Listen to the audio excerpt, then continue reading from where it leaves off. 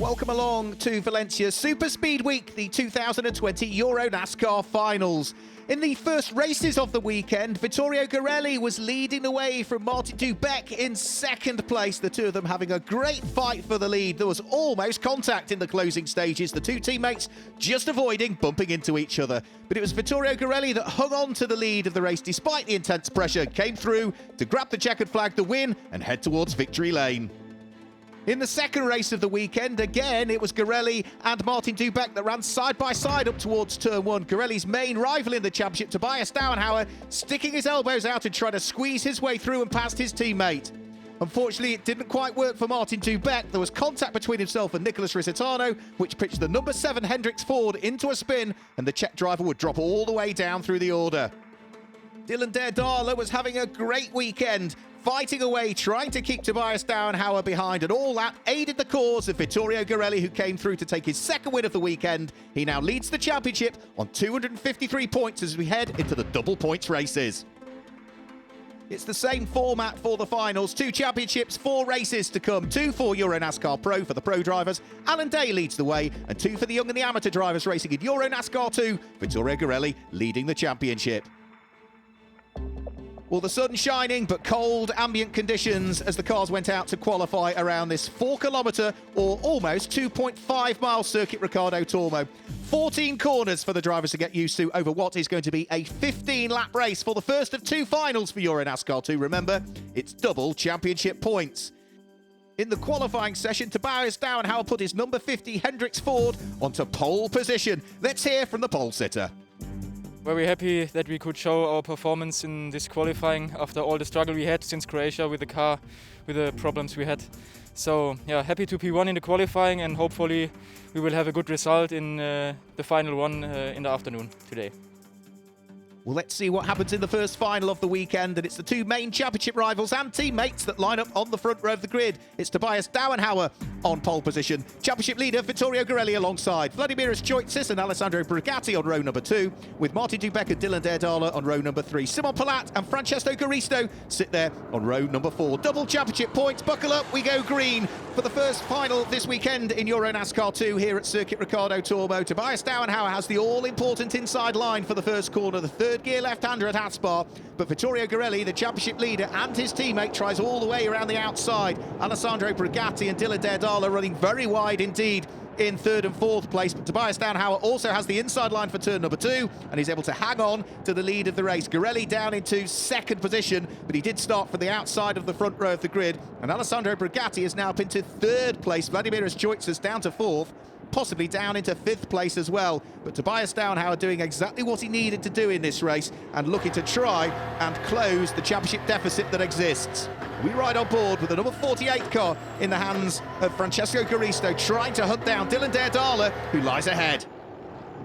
Nose to tail, the pair of them, but it's still just the Cal Racing number 98 car ahead of Francesco Garisto's DF1 Marco Steep Motorsport car as we go back on board once more with the Italian.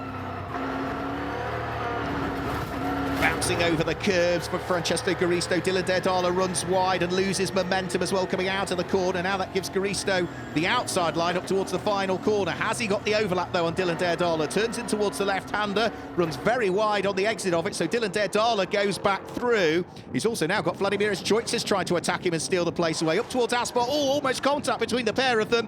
And then there is contact on the way out of the corner. Damage to the front end of Derdala's car, which seems to have embedded itself into the tail end of Francesco Garisto's car. That allows Vladimir Stoitzis to try and squeeze his way through and ahead of Dylan Derdala, but there is, yeah, the front end of Dylan Derdala's Ford Mustang tucked into the rear bumper of the Chevy of Francesco Garisto. Vladimir Stoitzis sneaks up the inside of Dylan Derdala, so a further place lost there. I'm afraid it might get worse as well for Dylan Derdala, because look at all of the brake ducting hanging around the wheels. All of the front end is damaged as well. It's largely superficial damage, but it will affect the aero on the car and won't mean that he's got quite the downforce at the front, because the rear splitter's missing, well, together with the whole of the front of the car, so it's going to overwork the tyres, I would have thought, as we now go on board the number 11 car in the hands of Julia Landauer, looking to try and make progress. Fantastic noise from the 5.7 litre V8 engine car in the hands of the American lady. She's trying to sneak away through past Dylan Daredala, who doesn't put up a great deal of defence there. He knows that he is now walking wounded as such for the rest of this race. So through goes Julia Landauer. Dylan Daredala instantly moves the car to try and protect losing a further place, because he's now got the number 6 Feedvic racing car of Simon Palat sitting right behind him, the young 18-year-old Belgian, trying to sneak through and ahead of his fellow countryman. 3 as 1 turning their way in towards Nico Tirol, which is turn number 4 here. And as we go back towards the sharp end, this is the championship leader, Vittorio Garelli, coming under pressure now from Vladimiris Choitsis, who hasn't finished on the podium as yet so far this year. Up the inside, not a great deal of defence put up for Vittorio Garelli, who will be conscious that what he needs to do is stay out of trouble in these double points races, because he leads the championship on 293 points, or 26 points in total, over Tobias Downhauer coming into this race. So further place lost, but already you can see now that Vladimiris Choitsis for Alex Caffey Motorsport Race On Technology, the number 1 car, is starting to close in on this car here, which is the 48 in the hands of Francesco Garisto, the youngest driver in the field. Just 17 years of age is Francesco Garisto, while out front all of the time, the 23-year-old German Tobias Downhauer is continuing to lead this race and pulling away all of the time, looking to try and close the championship deficit that exists between himself and his teammate Vittorio Garelli. Dylan Daredala still limping around with the front bodywork missing. The next of the cars that's looking to capitalise on his misfortune is the Italian driver, Alessandro Brigatti, but for the moment, the Feedvic number 8 is just that little bit too far away as we now go on board with Brigatti. Gets himself alongside Dylan Daredala down the 650-metre start-finish straight, has the inside line as they head up towards Aspar. Through he goes, takes the place away, needs to be careful not to run wide on the exit of the corner, which he does, and that might just allow Dylan Daredala back up the inside when they head up towards Dewan, which is turn number 2, side by side. Yep, through again goes the car of Dylan Daredala, but now it looks as though Alessandro Brigatti is trying to sneak his way back through again. Can't quite manage it as they head through turn 3. So sits behind as they head round through turn number 4, and then the next to the right hand, which is turn number 5, and still they are absolutely door handle to door handle, heading up in towards turn 6, the left-hander Anni Alnietto. Daredala running wide on the exit of the corner. That's going to allow Alessandro Brigatti through Curva di Affision, and surely now he's going to go through and take the place. Yet by the time they get towards the next corner, which is Bernard Martinez, turn number 8, through goes Brigatti. Get place gain for him, place lost once more for the damaged Ford of Dylan Daredala.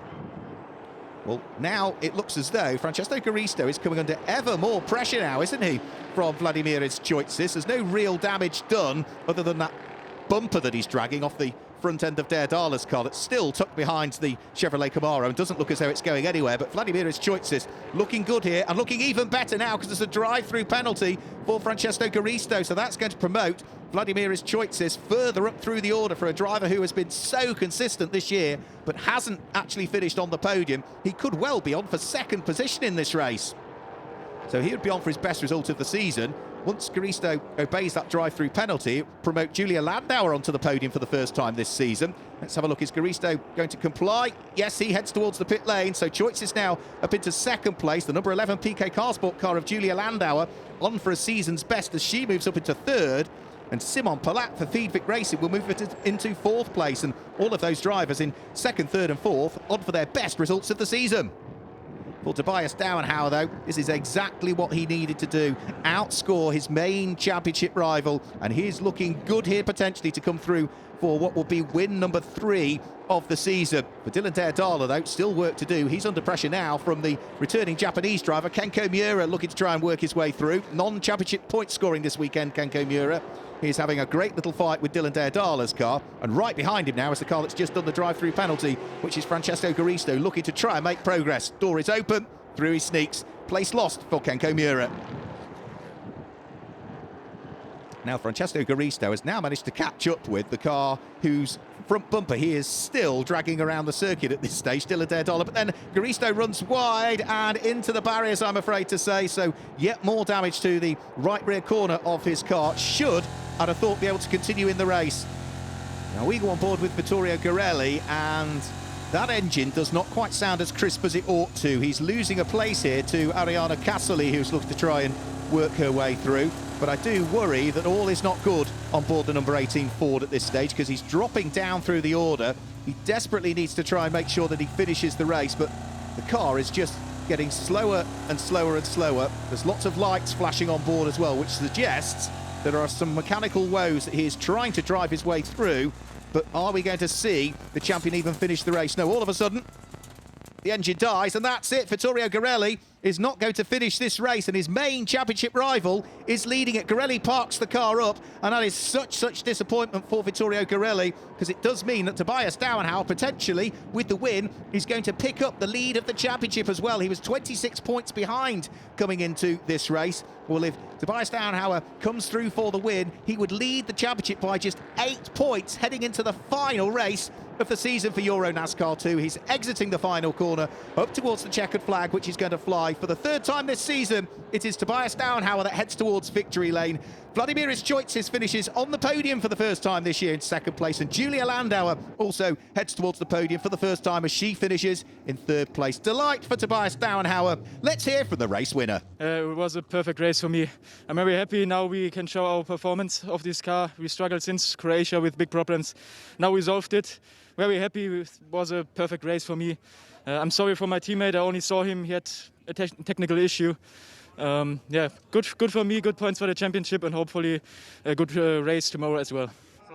Great points in the championship, I would say, for Tobias Dauenhauer, because he heads into the final race of the season, leading the way by just 8 points from Vittorio Garelli. In the rookie trophy, Tobias Dauenhauer also claimed the win there from Vladimir Choitzis and Julia Landauer. In the legend trophy, Kenko Miura was first home, ahead of Mirko Schultis and Ariana Kasseli. And in the lady trophy, that also went the way of Julia Landauer.